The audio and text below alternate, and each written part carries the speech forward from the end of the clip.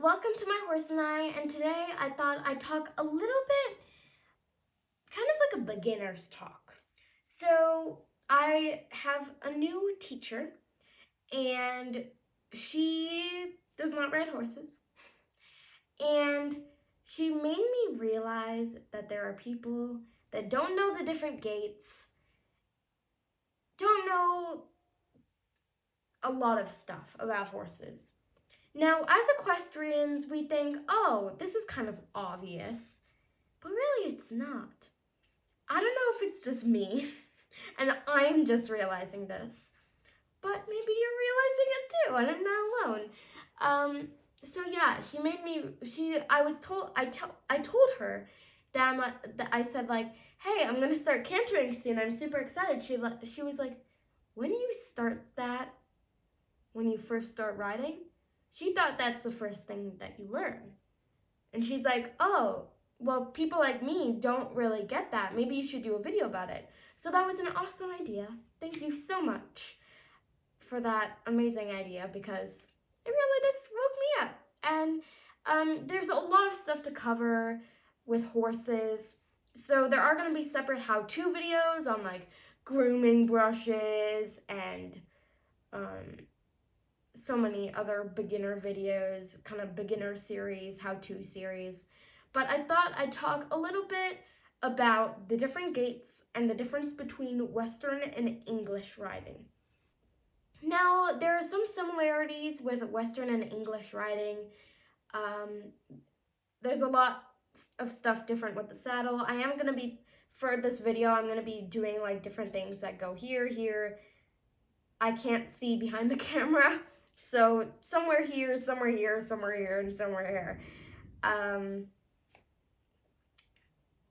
But that's what's gonna be happening. So let's get into the video. So for the gaits, I thought I'd do a Western side and an English side. Now, they're the same gaits really. English, I think there's an extra gait. I don't know what it's called. But I know that there might be an extra gait for English, but I'm not sure what it's called because I ride Western. But they're really the same movement, it's just really different names.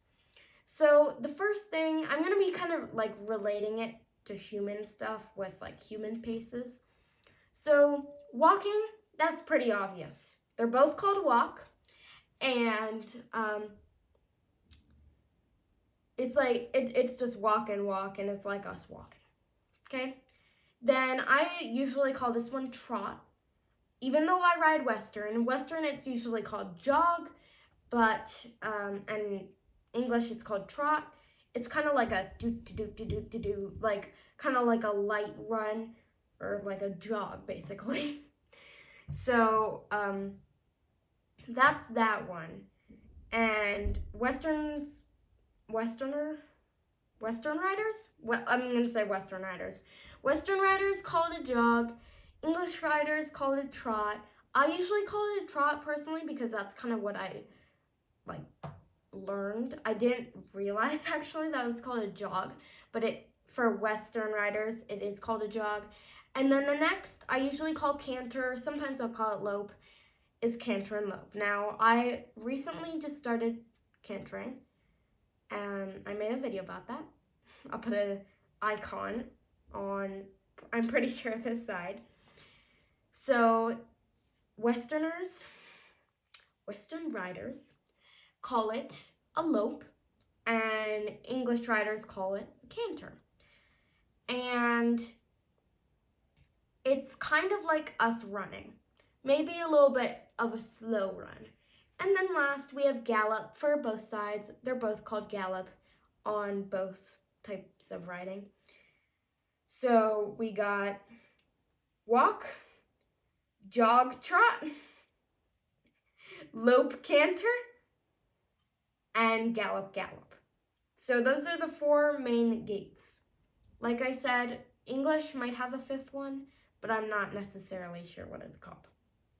Now that we've covered the gaits, let's go on to the difference between English and Western. So today I read an article just to help me with this video I read an article on the difference between Western and English. I'm going to talk about the reins. I might do a video on how to hold reins because I think it would be kind of like a good video, like how to hold reins for Western riders and how to hold reins for English riders. So Western riders will hold their reins with one hand and the other hand will be resting either in front of their leg or just kind of like on the saddle like this. I personally prefer to rest my hand in front of my leg, and you got to make sure that you don't rest your arm behind your leg, because my trainer actually told me she had I think she had a student or she knew someone who put their hand behind and then they ended up started riding like this. So you want to make sure that you put your arm in front of your leg as opposed to behind it, because after a while your body's going to start to go, okay, let's go back here. And then English riders, except for polo, they'll hold it how we have it, except they'll use their free hand to hold the polo stick. I'm pretty sure that's what it's called. The stick that moves the ball while they're on the horse. And then, but most of the time, English riders will hold their reins like popsicles with both hands. And they rely a little bit more on the reins, as opposed to Western riders will rely more on their leg and their body, where they'll do a tiny movement with the rein, but really it's mainly like turning your hips, turning your whole body, turning your legs to where you want to go. And then the horse can feel, okay, I want to go here, let's go here. And as opposed to, English riders do use leg, but they rely a little bit more on the reins. Now, I think the biggest thing between Western and English is going to be the saddles. So I found this really nice image of a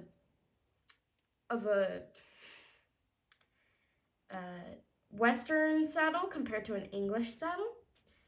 It's getting dark really quickly. I'm gonna turn on the light real quick. It's getting dark. I'm filming this video while it's kind of dark, and I just noticed the room just get dark. So I'm gonna turn on the light, because otherwise I'm just gonna be like, I don't even know if that helps. Did that help? Okay, well, hopefully as it gets darker, it'll help a little bit more. Sorry if it's kind of dark right now. I did not expect this to happen.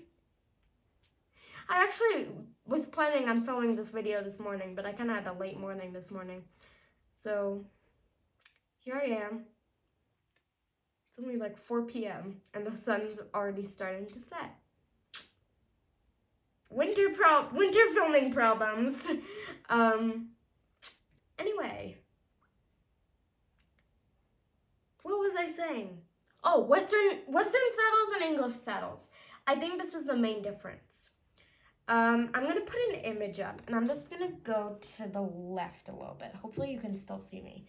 But as I said, I don't have anyone on the other side of the camera to tell me. So I'm going to put the image right here. Hopefully this works. And I'm still going to just have the image up no matter what, if you can see me or if you can't. Maybe I'll just have it cover the whole screen. We'll see. That's up to future Uma. But present Uma would like to say what she's going to say about Western and English saddles. So, as you can see in the image, Western saddles have a horn, and English saddles don't really have a horn. Now, Western saddles have they're wider, and a lot of times Western riders will herd cow. So since they herd cow, they need to distribute their body weight throughout the horse a little bit, because they got to keep their eye on the cow, herd the cow, or the cattle. So that's why it's a little bit bigger, a little bit bulkier, it's a lot more heavier than an English saddle. An English saddle does not have a horn, and it's meant so that way if you're jumping or anything, you can have close contact with the horse's neck, because when you're jumping, you kind of need to have a little bit close contact with the horse's neck. In this image,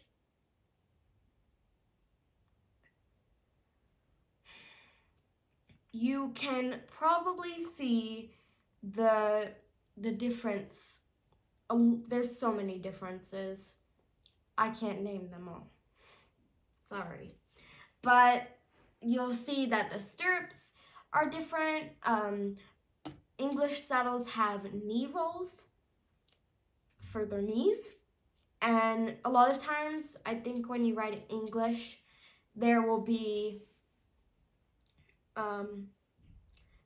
like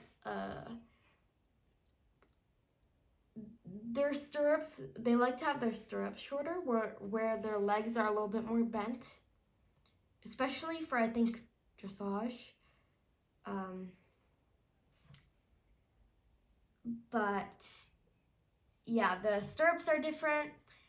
Western saddle is wider, so you can distribute the weight, go along the horse's back, because a lot of times you're going downhill where you need to lean back. I mean, of course, English saddles you can do all of that with, but Western saddles are built kind of for that, where you can still, where it's a little bit more comfortable for longer days if you're out herding cattle. So I'm gonna let you guys pause the video, or just look at it for like 5 seconds, and you can also pause the video with the saddle image, so that way you guys can really observe and look at it, just because I don't have the image on me, so I can't really tell if, like, what everything is. So go ahead and look at that.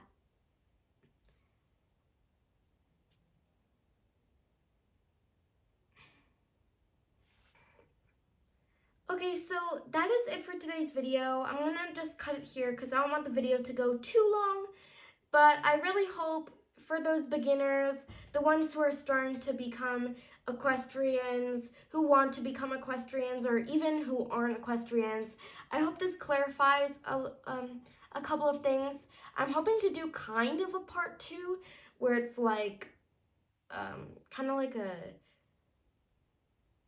like the different disciplines. So might do a video where all the Western different disciplines, and there are so many disciplines. It's not even there are a lot of different disciplines. There's like trick riding. So I'm gonna learn all of those disciplines and do a video about it. And I might even do that with English as well, because I don't want to leave any equestrians out. I want to make sure that I include all equestrians on my channel. So without further ado, I'm going to end today's video. I really hope you enjoyed it.